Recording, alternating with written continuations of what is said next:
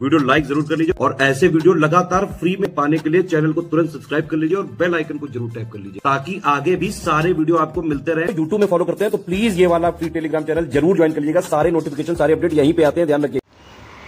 नमस्कार दोस्तों, स्वागत है आप सभी का आरओ by study for civil services पर। मैं अलका पांडे।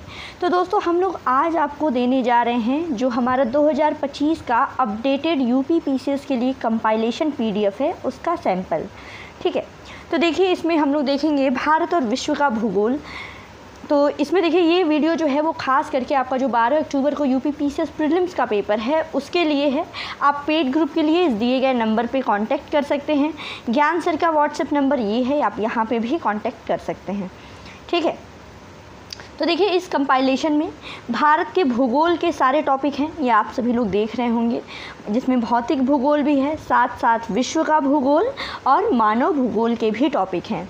तो इसमें चलिए देख लेते हैं।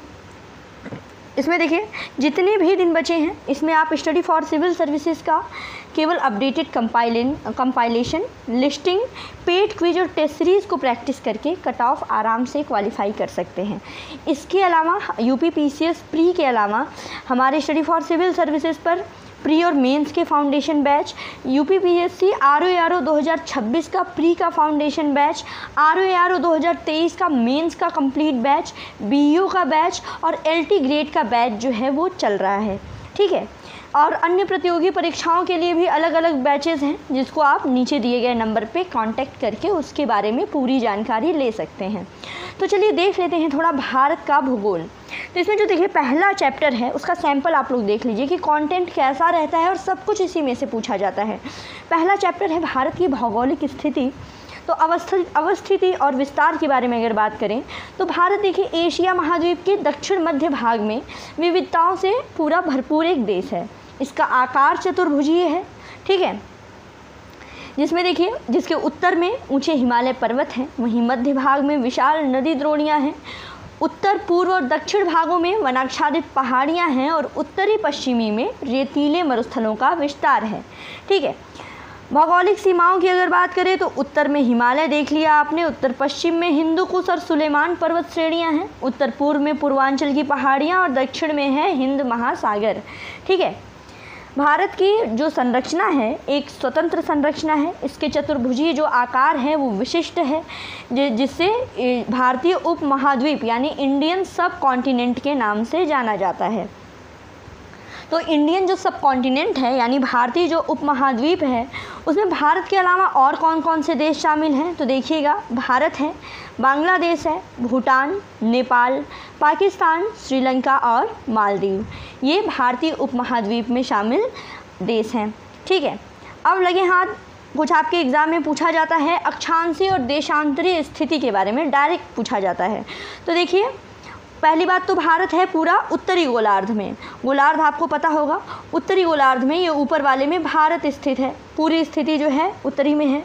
और इसका मुख्य भाग जो है वो 8 डिग्री 4 मिनट से लेकर के 37 डिग्री 6 मिनट उत्तर अक्षांश और 68 डिग्री 7 मिनट से लेकर के 97 डिग्री 25 मिनट पूर्व देशांतर तक है। ठीक है, जो कर्क रेखा है जो कि 23 डिग्री 30 मिनट पर होती है, ये हमारे देश को लगभग 2 बराबर भागों में बांटती है। ठीक है, मुख्य भूभाग को दक्षिण पूर्व में अंडमान निकोबार द्वीप समूह बंगाल की खाड़ी में और दक्षिण पश्चिम में लक्षद्वीप द्वीप समूह जो है ये अरब सागर में स्थित है। ठीक है, तो ये पता ही होगा आपको अंडमान निकोबार कहाँ पर है, बंगाल की खाड़ी में, और लक्षद्वीप कहाँ पर है, अरब सागर में स्थित है। और स्थिति आपने देशांतरी और अक्षांशीय विस्तार भी देख लिया, ये डायरेक्ट एग्जाम में पूछा जाता है। ठीक, भारत का आकार, इसके बारे में जान लेते हैं। तो देखिए जो इसका भारत का भूभाग का कुल क्षेत्रफल जो है वो 32.8 लाख वर्ग किलोमीटर है, जो कि विश्व के कुल भौगोलिक क्षेत्रफल का दोस्तों 2.4% है। और इस तरीके से भारत विश्व का 7वां सबसे बड़ा देश है। उत्तर से दक्षिण और पूरब से पश्चिम लंबाई भी पूछी जाती है, तो उत्तर से दक्षिण वाली, ठीक है, उत्तर से दक्षिण वाली ये जो लंबाई है ये है 3214 किलोमीटर, और वहीं पूर्व से पश्चिम वाली कितनी है, 2933 किलोमीटर। ठीक है, आगे देखिए जो भारत का उत्तर पश्चिम, उत्तर और उत्तर पूर्वी सीमा पर नवीनतम वलित पर्वत है।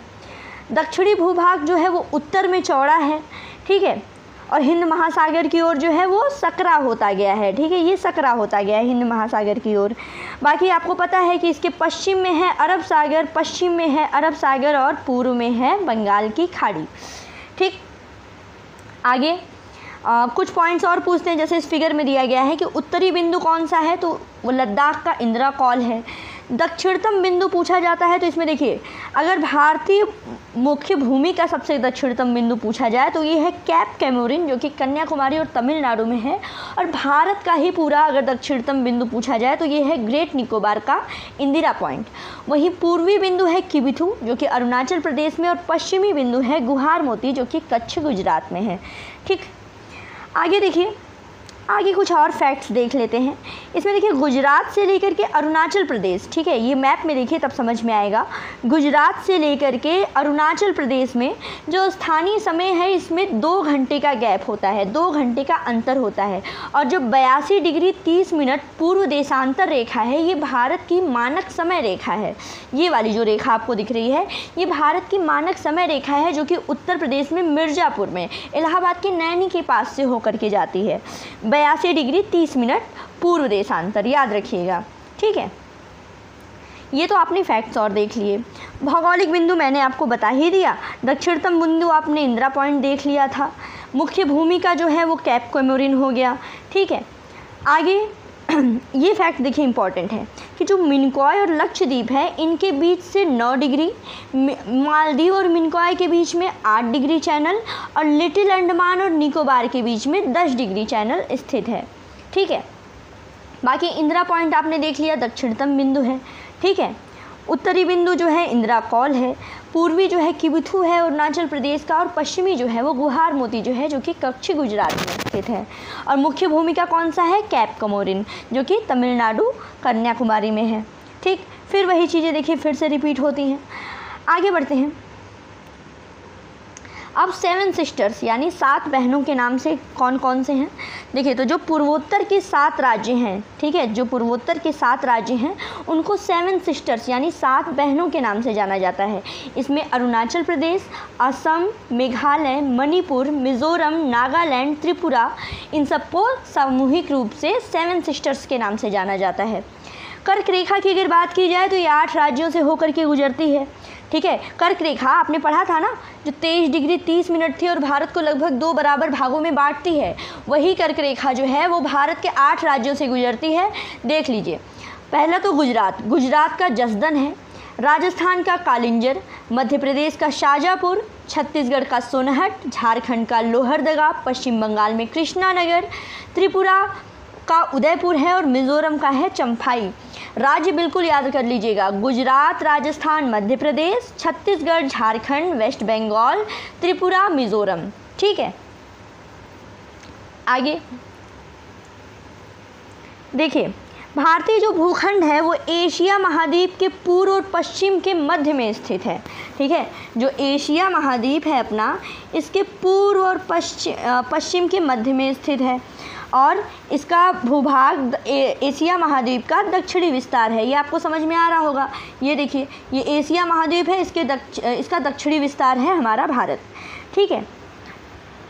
आगे दक्षिण का पठार हिंद महासागर में शीर्षवत फैला हुआ है और पश्चिम एशिया, अफ्रीका, यूरोप देशों के साथ साथ पूर्वी एशिया के देशों से भी पूर्वी तट के माध्यम से निकटतम संबंध बनाए हुए है, ठीक है। आगे भारत की देखिए जो महत्वपूर्ण स्थिति है ना एशिया में, इसी महत्वपूर्ण स्थिति के कारण जो एक महासागर है उसको हिंद महासागर का नाम दिया गया है।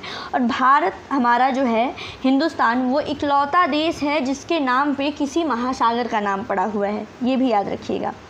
आगे आपने एक चीज़ पढ़ी थी कि भारत का जो क्षेत्रफल है वो संपूर्ण भौगोलिक क्षेत्रफल का 2.4% है, और संपूर्ण विश्व में क्षेत्रफल के आधार पर भारत 7वां सबसे बड़ा देश है। अब टोटल टॉप 7 देख लेते हैं। सबसे बड़ा देश जो है देखिए वो है रूस, ठीक है। उसके बाद है कनाडा, इसके बाद आता है संयुक्त राज्य अमेरिका, फिर है चीन, फिर आता है ब्राज़ील, ठीक है। उसके बाद ऑस्ट्रेलिया है, तब हमारा है भारत, ठीक है। ऐसे कुछ निमोनिक्स वगैरह बना के आप लोग याद रखिएगा। वहीं जनसंख्या की बात अगर करें तो जनसंख्या की दृष्टि से भारत जो है विश्व में पहले स्थान पर है और चीन हो गया है दूसरे नंबर पे, ठीक है। क्षेत्रफल की दृष्टि से हो गया 7वें नंबर पे और जनसंख्या की दृष्टि से भारत पहले स्थान पर है। आगे भारत की समुद्री तटरेखा देखिए, इसमें देखिए काफ़ी चेंजेस आए हैं, ये अपडेटेड है। भारत की जो स्थल सीमा रेखा है ये है 15,200 किलोमीटर। सोर्स इसका NCERT है और कुछ स्रोत कहते हैं कि ये सीमा रेखा 15,106.7 किलोमीटर है। वहीं समुद्री तटरेखा देखिए अब 47.6% बढ़ गई है, जो कि 1970 में 7,516 किलोमीटर से बढ़ करके अब वर्ष 2023-24 में 11,098 किलोमीटर हो गई है। नई तटरेखा है, बहुत हाई चांसेस हैं कुछ चेंजेस वगैरह होते हैं तो एग्ज़ाम में पूछा जाता है। तो समुद्री अब तटरेखा की नई लंबाई क्या है, ये है 11,098 किलोमीटर, ठीक है। अब तटरेखा देख लीजिए, आपको पूरा देखना नहीं है कि कौन सा स्टेट का कितनी लंबाई है, ये नहीं, आप टॉप 5 याद कर लो, ठीक है। टॉप 1 में है गुजरात, सबसे बड़ी तटरेखा जो है वो गुजरात की है, एग्ज़ाम में भी पूछा गया था। दूसरे नंबर पर आता है तमिलनाडु, तीसरे पर आंध्र प्रदेश है, फिर महाराष्ट्र और पश्चिम बंगाल, ठीक है। सीक्वेंस कुछ निमोनिक्स बना लीजिएगा, गुजरात, तमिलनाडु, आंध्र प्रदेश, महाराष्ट्र, वेस्ट बंगाल और केरल, ठीक है। केरल नहीं भी याद करेंगे लेकिन इतना ज़रूर याद कर लीजिएगा, गुजरात, तमिलनाडु, आंध्र प्रदेश, ठीक है। आगे कुल तटरेखा तो आपने देख ली, लंबाई हो गई 11,098। अब देखिए भारत का जो मुख्य भूमि है उसको तटरेखाओं को उनके स्थान और भू आकृति विज्ञान की प्रक्रियाओं के आधार पर 2 भाग में बांट दिया गया। एक तो होता है भारत का पूर्वी तटीय मैदान, दूसरा हो गया है पश्चिमी तटीय मैदान। ये जो विभाजन है ये तटरेखाओं का है, याद रखिएगा। तो देखिए जो भारत के तटीय राज्य हैं, तटीय राज्य में कौन कौन से हैं, केरल, तमिलनाडु, गुजरात, पश्चिम बंगाल, गोवा, कर्नाटक, महाराष्ट्र, आंध्र प्रदेश और उड़ीसा, ठीक है। और वहीं दमन दीव हो गया, पुदुचेरी है, लक्षद्वीप समूह है और अंडमान निकोबार द्वीप समूह जो है ये तटीय केंद्र शासित प्रदेश हैं। इतना समझ में आ गया होगा। एक सेकेंड आगे एक और टॉपिक इसमें छोटा सा देख लेते हैं कि भारत की अंतर्राष्ट्रीय सीमाएं और संबंध राज्य व केंद्र शासित प्रदेश। तो देखिए भारत जो है ये कुल 9 देश जो है भारत के साथ सीमा साझा करते हैं, जिसमें 7 जो हैं वो स्थल सीमा साझा करते हैं और 2 देश जो हैं वो समुद्री सीमा साझा करते हैं। अब भूमि सीमा साझा करने वाले देख लीजिए, पाकिस्तान और अफ़गानिस्तान है जो कि उत्तर पश्चिम से लगता है, चीन, नेपाल, भूटान जो है उत्तर से, बांग्लादेश, म्यांमार पूर्व से, त्रिपुरा जो है वो 3 तरफ से बांग्लादेश से घिरा हुआ है, श्रीलंका हो गया दक्षिण पूर्व से, मालदीव हो गया दक्षिण पश्चिमी से। ये समुद्री सीमा वाले 2 देश हो गए। तो स्थल सीमा वाले कौन कौन से मिले आपको, पाकिस्तान, अफ़गानिस्तान, चीन, नेपाल, भूटान, बांग्लादेश, म्यांमार, ठीक है। ये हो गए 7 और स्थल और समुद्री सीमा वाले 2 हैं, श्रीलंका और मालदीव, ठीक है दोस्तों। ये हो गया मैप। तो इसमें देखिए मैं आपको यही बता रही हूँ, ये देखिए एक सैम्पल था जिसमें मैंने आपको बताया कि देखिए कितने अच्छे से एक एक चीज़ें बिल्कुल कवर की गई हैं। आपको मैंने स्थल सीमा, समुद्री सीमा भी बता दिया। वहीं देख लीजिए कि जैसे एक छोटा सा टॉपिक है कि सबसे ज़्यादा सीमा किस राज्य से लगती है, किस किस राज्यों से लगती है। तो देखिए सबसे ज़्यादा सीमा साझा करता है बांग्लादेश, जो कि भारत के 5 राज्यों से लगता है। एक तो हो गया पश्चिम बंगाल, असम, मेघालय, त्रिपुरा और मिजोरम। दूसरे नंबर पर है चीन, जो कि 4 राज्यों से सीमा साझा करता है और एक केंद्र शासित प्रदेश, जिसमें हिमाचल प्रदेश, उत्तराखंड, सिक्किम, अरुणाचल प्रदेश है और एक केंद्र शासित प्रदेश हो गया लद्दाख, ठीक है। इसके अलावा पाकिस्तान 3 राज्य हैं, गुजरात, राजस्थान, पंजाब और 2 केंद्र शासित प्रदेश हैं, जम्मू और लद्दाख। वहीं नेपाल 5 राज्यों से सीमा साझा करता है, उत्तराखंड, उत्तर प्रदेश, बिहार, पश्चिम बंगाल और सिक्किम, ठीक है। तो ये सीक्वेंस है, सबसे ज़्यादा सीमा साझा करता है बांग्लादेश, फिर चीन है, पाकिस्तान है और नेपाल है। इसके अलावा म्यांमार 4 राज्यों से, अरुणाचल प्रदेश, नागालैंड, मणिपुर और मिजोरम। भूटान भी 4 राज्यों से, सिक्किम, पश्चिम बंगाल, असम, अरुणाचल प्रदेश। अफ़गानिस्तान लद्दाख से, श्रीलंका मन्नार की खाड़ी के द्वारा भारत से अलग है और मालदीव जो है वो नीचे हिंद महासागर का दक्षिण पश्चिम भाग है। तो सबसे बड़ी सीमा जो है वो बांग्लादेश से साझा करता है और वहीं सबसे छोटी सीमा जो है वो अफ़गानिस्तान से, ठीक है। तो ये ऐसे ही देखिए हम काफ़ी मेहनत से स्टडी फॉर सिविल सर्विसेज आपके लिए कंटेंट पे काम करता है। सारा खेल देखिए कंटेंट का ही होता है कि आपका स्टडी मटेरियल कितना अच्छा है, आप फिर उसको उतने अच्छे से पढ़ेंगे और अपना कट ऑफ क्लियर कर सकते हैं। तो ये बस डेमो था दोस्तों। ये आप कोर्स वगैरह अगर लेना चाहते हैं तो इस ग्रुप को आप यहाँ पे कांटेक्ट करके आप इस ग्रुप को ज्वाइन कर सकते हैं। तो बस पढ़ते रहिए। God bless you all. Thank you so much.